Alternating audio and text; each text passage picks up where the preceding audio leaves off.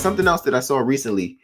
David Benavidez might be getting a little frustrated with the Canelo chase at 168. I heard something. I mean, I haven't heard it from Canelo or Eddie Reynoso, so I don't know how true it is. But I heard Canelo's like voiding the PBC deal, whatever, with the last two fights, and that's kind of left David Benavidez in a weird situation where it looks like he's not going to get that Canelo fight. So he's looking to go to 175. I know people said he's supposed to get the winner of Bivol and Beterbiev, but I heard before that he might actually fight Alexander Volstik, who had a great fight with Artur Beterbiev back in the days. If you saw that fight, some people had him winning the fight before he actually got stopped. Right. So very good fighter. It's been kind of some years since I've seen him fight, so I don't know where he's at right now. But do you think that's a good introductory fight to the weight class? Yes, I do think so, especially since because he has a style that's similar to Bivol as well, like because they come from a similar background, etc., and also can test Benavidez to kind of see where he's at in comparison to the likes of Arthur, right? Of course, we know Arthur's a huge puncher, big puncher. We have many of his sparring partners that can attest to that, right? Maybe the biggest puncher, but yeah, go right. ahead. Arguably, probably the biggest puncher in boxing right now, especially with all his wins coming by way of knockout, and then just the stories. But nevertheless, I do think it's definitely an opportunity for David Benavidez to kind of gauge the increase in weight right at that division, kind of get that little tune up, and more importantly, gauge his performance in comparison to Arthur, as I mentioned, and moreover, kind of get a person whose style is somewhat along the lines of Bivol, right? So just in case, right, you get the winner, if he walks through, gets past that test, and he gets the winner between Bivol and Arthur, then he'll probably be a bit more prepared. So yeah, I I think what's good about this fight will be like the size test. I beg your pardon? Pause, because a lot of people give David Benavidez flack saying as a weight bully he fights smaller fighters, but I mean he may still be a little bit larger on fight night. Like I said, I haven't seen Volstik in a while, but I think it won't be like, oh man, David is towering over this guy, so much bigger than this guy.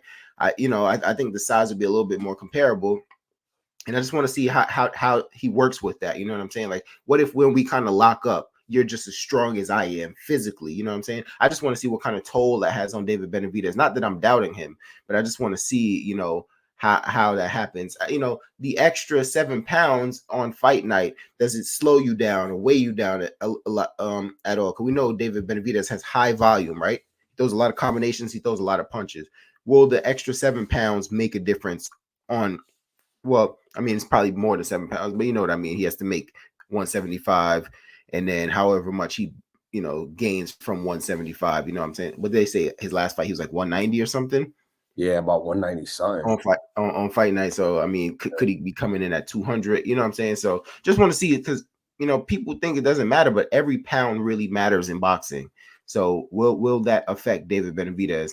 And like you said, after this fight, then now does that put him in line to fight the winner of Beterbiev, Bivol? Because honestly, I don't think it's that many big names at 175. So after they unify the belts and we have an undisputed champion, unless we have a rematch, who would they be looking to fight next? You know what I mean? Yeah, that's true. I mean, I would say it's definitely, I mean, with Bivol and Arthur, I think they're kind of like at the end of their road in terms of, because once they clash after that, it's kind of like, who else are they going to fight, right? They can fight Benavidez because of his name, right? That will help. But in terms of the 175-pound division, I think there's probably more upside for David Benavidez because if he doesn't get the Arthur Bivol winner next directly after that, he can fight even opponents such as Anthony Yard, right? I like that fight. I was just thinking about that in my head. I like that fight. Yeah, I think that would be a great fight, to be honest, because Anthony Yard is a slick boxer. He can crack, he can punch, he can move. He's strong, I think that would be a really good test. I would probably prefer that fight compared to who they got David Benavidez set up to fight next, but time will tell. Yeah. I ain't gonna lie. I like that Benavidez Yard fight, but like I said, the Yard is still active enough and tough enough where it's just like your first fight at a new weight class, getting acclimated. You might have to just build your way up to that. Still, not saying he can't beat Yard, but like I said, the money fight is him fighting the undisputed champion. So Yeah. let's fight somebody that we should technically beat. All right, let's beat that person. Then let's see if we can line up the undisputed fight, or do we need one more fight to build up to that fight? Then maybe you put Yard in saying, hey, you know what? I feel great at 75. I looked great in my last performance. I'm ready to take a step up in competition.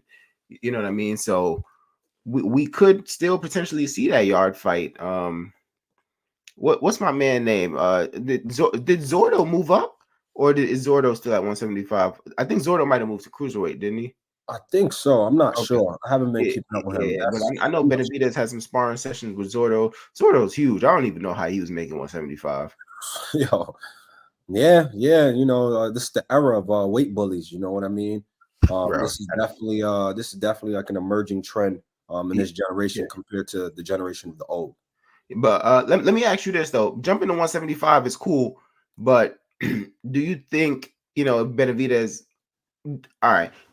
Do you think it's better to jump to 75, or do you think it's better to still clean up around 68 and not get Canelo? Like, okay, let's go ahead and let's say, fight David Morrell, fight Jaime Munguia. Or do you think you say, nah, leave those guys and just move on to 75 and try to see if you can get yourself into a title fight there eventually? I would say, you see, the thing about Munguia ducked him too, so that's tough. He could fight Morale, right?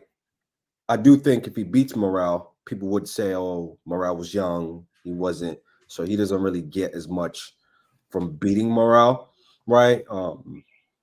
But personally, me, if I was the David Benavidez team, I would personally attack that. I would go after that. I don't know what the issue is between the two camps, because they're claiming that David Morale wants to fight, but his team don't want to fight. Right now, it's too soon. So therefore, I think David Benavidez's camp, according to them, they're saying, well, there's not much at 168, especially with Jamie Munguia is looking to kind of get that Canelo fight. He's ducking us. Morale's team don't want to fight us. Mm-hmm. After that, you really don't have much left, right? So I think it's probably in his best interest to probably move up. You know what I mean? Since because Canelo's holding hostage. I don't know if it's ever going to be the right time for the Morrell fight, because I think the issue, I mentioned this to you before when I looked it up, they're only like a year apart in age. David Benavidez is like a year older than him, but he has so much more experience than him. So as we continue to, get older, we're close in age, but my experience is so much more vast than yours. Can you ever really close that gap? You know what I mean? So, them saying it's just too soon, but I don't know when it's going to be the right time. You know what I mean? So I'm kind of in agreement with you. Like if he can't land the Canelo fight, or if Canelo can't like even verbally commit, like you know what, I got this in line, you do that, and then let's meet up. Because we know Canelo's going to also fight Mexican Independence Day. Mm-hmm. If he say, all right, you know what, let me handle business Cinco de Mayo, you get something in if you need to, and then we meet on Mexican Independence. I feel like if he can't give him a verbal commitment, then I would agree with Benavidez moving to 175 and trying to get his way into a title shot there. I agree 100%. Yeah. So jump in the comment section. A lot of people out there, like to say fighters are like the most ducked fighters in boxing. Do you think David Benavidez is the most ducked fighter in boxing? I would love to hear it in the comment section. Because I mean, the guy is doing everything. And like I said, I don't really care about the other guys fighting Canelo. The only reason I really care about David Benavidez, one, because I think it would be a good fight, but he had the belt and he never lost the belt. And Canelo went on record saying he didn't care about the belts. And then when David lost it, then he went to collect it. So I'm just like, that guy was the rightful belt owner. So just beat him, you know what I'm saying? And then there's nothing we can ever say. Just, go out there and beat him. There's nothing we can ever say. So that's why I think he deserves it. And then Canelo was like, yo, you guys need to fight each other. So, Benavidez goes out there, he beats Caleb Plant, and he beats Demetrius Andre. So it's like, I feel like he's just checking every box. So I feel like if someone's going to get the fight, it should be him. You know what I mean? Yeah. But, the fans and supporters can tell us what they think there. Jump in the comment section and tell us, do you think David Benavidez is being ducked? Do you think he doesn't deserve the fight? Do you think he should stay at 68 or go to 75? Really interested to see what you guys have to say.